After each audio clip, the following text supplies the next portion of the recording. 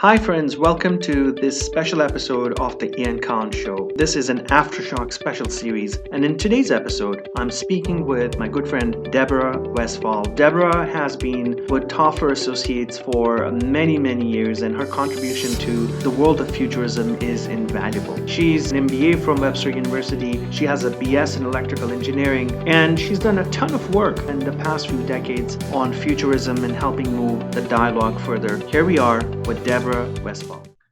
Deb, welcome to the Ian Khan Show. I'm so excited to have you as part of our series that is completely focused on Aftershock. And that happens because Alvin Toffler wrote the book Futurist 50 years ago, and you worked really closely with Alvin. You're the chairman of the board of Toffler Associates. Yes, I was. You've also written the foreword to Aftershock. So excited to have you on board, and thank you for joining us. So thank you so much. Let me just say that I've spoken about 90% of the contributors to Aftershock, about 90%. So I've spoken about 45 to 50 people, interviewed them, and we're releasing those interviews every week. Every single conversation has been exciting and interesting because I've gotten to learn something new. And I say to myself, oh my God, these people are doing such incredible work. I'm doing nothing, right? It just is so humbling to speak to people about what they're doing. Alvin Toffler is in every single conversation. The Tofflers are in every conversation that I'm having because of the impact that he's had, because of the fact that he wrote Futurist, and now we're talking about him in Aftershock. To start off, tell us your experience. Tell us that first time when you joined Toffler Associates, and what was the world like in those days? Yeah. And how did that happen to occur? Yeah, so I joined the firm in '99. It was a startup. It had only been around for about a year. And the process, the interview process was pretty streamlined with that many people, not that many people in the organization. The last thing that we had to do as a candidate was to have dinner with Al. And that was incredible. I was very nervous, but when I got there, dinner with Tom Johnson, who was the founder also, and Alvin, what a nice man. Alvin and Heidi were just great people. And Al loved to laugh. And at the end of the 2.5 hour dinner, he said, "You laugh at my jokes." Just amazing people. Yeah. Incredible. Oh my. When you joined, I think we were coming out of, and you've written about this as well, it was the end of the Gulf War that had happened recently, was it? Yeah, it was after the Cold War, so that was kind of the big one. But then after the Gulf War too, it was in that 1999 timeframe where the military was really reconsidering their future and what that meant. And so the Tofflers were very influential in that thinking with their publication of War and Antiwar. And that was kind of a mandatory reading. Yeah, and I don't think technologically we were, especially with IT and the way we're using technology today, we didn't have smartphones. I don't remember. Of course, we had cell phones for sure, but the great big bricks. Yeah, they were just starting off, right? And that was a revolution in itself because it was such a status symbol to carry that small briefcase with you, and that was your telephone, which many people did. So we had no artificial intelligence, we had no blockchain, no cloud, no computing technologies as we were now. As futurists, as people who were starting to thinking about the future, how did that happen? Because we're unable to think without technology today, right? What was the world like in the profession at that time? In the profession of the military or? Futurism, Foresight. Futurism. Well, but the technology was there. It was just in the labs. It was, very kind of that pre-production. Some of the technologies that we saw that came out of the late 90s, early 2000, that was 1970s. People were working on that. And so it just takes a long time, right? And there's different thoughts on how long it takes to mature the technology. But that's what I think is important about foresight and future is looking at different places. And you can't just look right onto the market today. You got to look deep into some of the other areas to start to anticipate. And I wanted to ask that because I wanted to make it clear to our listeners and viewers that in order to think, we necessarily do not need a device in our hands because we're all glued to technology today. And I'm just trying to make a point that thinking about the future is an activity that can be taken on its own. And yes, as a tool, we can use many different technologies. And so let's not think that the device is everything and we need our devices for everything. We're living in an era of where attention spans are less. We are more frustrated with things. We're agitated because we don't have access to certain things. And I think in 2020, which will forever remain etched in our memories, I think, as a year where there was a big shakedown. There was a big, a flattening of expectations because nobody expected the pandemic to change our lives so much. And I think for us to realize what an amazing world we live in, all the resources we have access to, and how to best be part of the, this world with everything in it. And I think we've got to appreciate what we have. That's all I'm trying to come down to, I guess. Yeah, and I think you said something very important. And I think all of us have that. Well, I think all of us have some futurist in us, right? I mean, we're human, so we look towards tomorrow and we look towards, when our kids graduate or whatever that may be. But I do think it is really important, especially today, to really bring a diversity of thought to our everyday lives. And I guess I learned it from the Tofflers. They didn't sit around trying to predict. They were curious people. They read across an enormous spectrum of publications. They talked to all sorts of people, walks of life, and kind of connecting those dots. And they did that through their whole entire life. They were journalists, and that's what they did. And so I think that's really important for us in today's society, is to not just get kind of fixated on one channel, or that we get our news, or fixated on, a certain type of book or, technology. It's really seeking out that, those diversity of thought, because that's where you're going to really start to understand, you're really going to understand, how the future might unfold.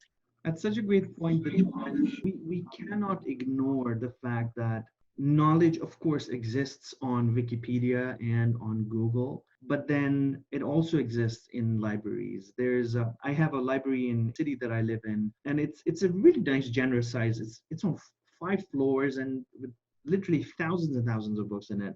And so I'm there a lot. I love just going to the library and just borrowing 20 books at a time. I might read 5 of them, but I love the fact that books have constantly, for me at least, been a constant source of inspiration, ideas, and I might take something from one book, something from another.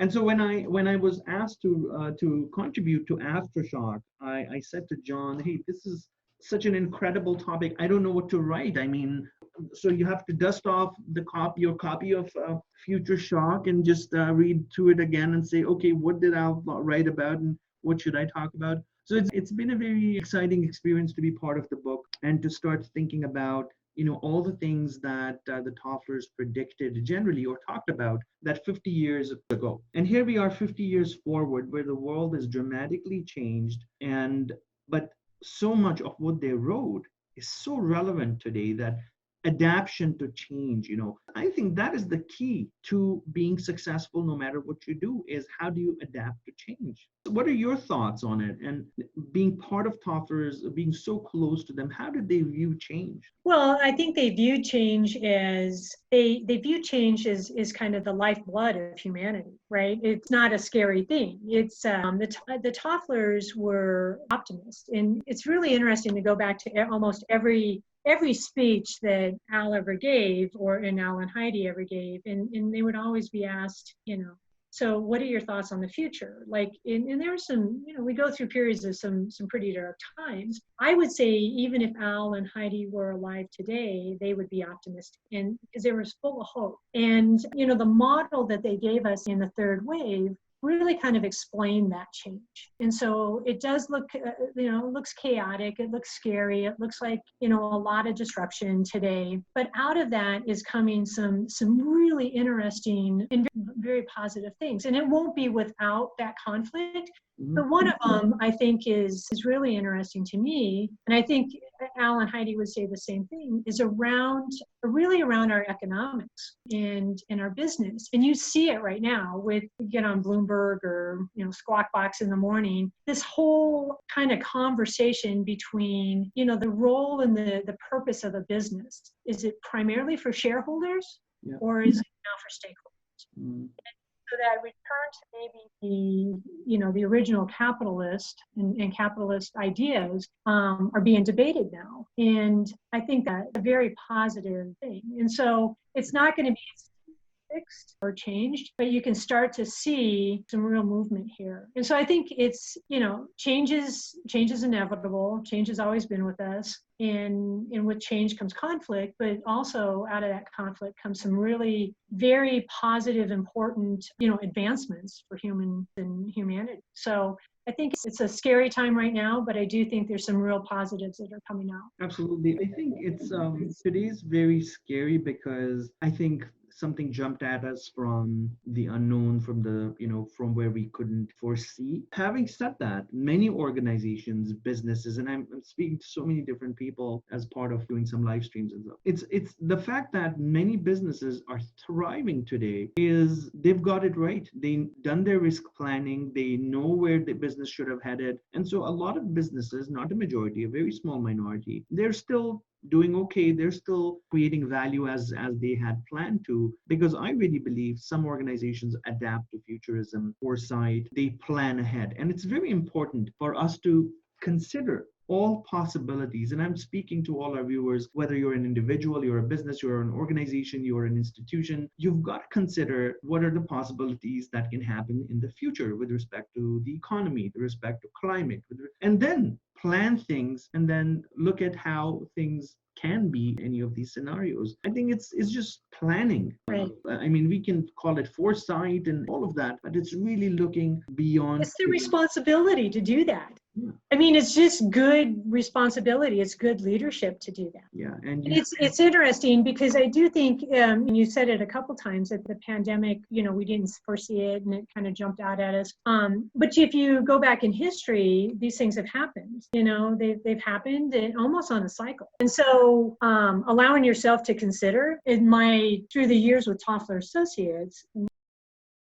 and there were businesses and organizations that allowed themselves to think about it. And I think that's what you're saying is allowing yourself to think about it. You may choose to not do anything about it, but it is your responsibility as a leader to even consider it and the possibilities of some really diverse futures. Absolutely. There's no harm in just considering. Yes. You mentioned a really great word, which is leader and leadership. And I think emergencies such as this, and who knows what else can happen tomorrow. I mean, I don't want to be negative, but natural disasters are so common in many parts of the world. A meteor could just fall on Earth and then shatter our everyday chores. I don't know. There's so many things that can happen.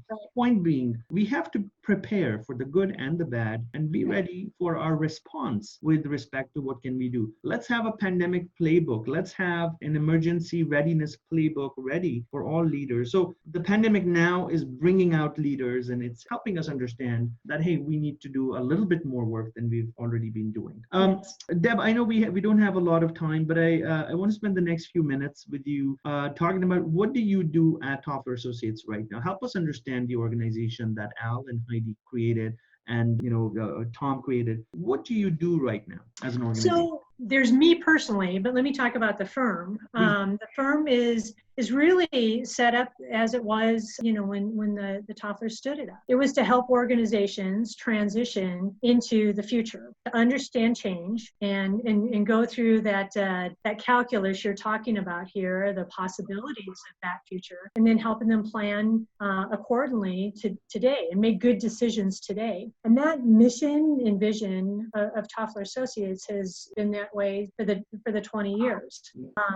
That was a separate business. The consulting side was a separate business than the Tofflers and the writings and the books. They created it to be that pragmatic organization that really took the thoughts that they were talking about and publishing and making it practical for today's business leaders. And I see that going out into the future. There is a need for that understanding of change, connecting the dots from disparate industries, looking for the anti-trends, for the disruptors, and guiding organizations through that. Personally, I have the firm's in a transition. I was with them for over 20 years, and so there's a new generation of leaders leading the day-to-day organization, and still associated through the board, but the heavy lifting is being led by that new generation that are just incredible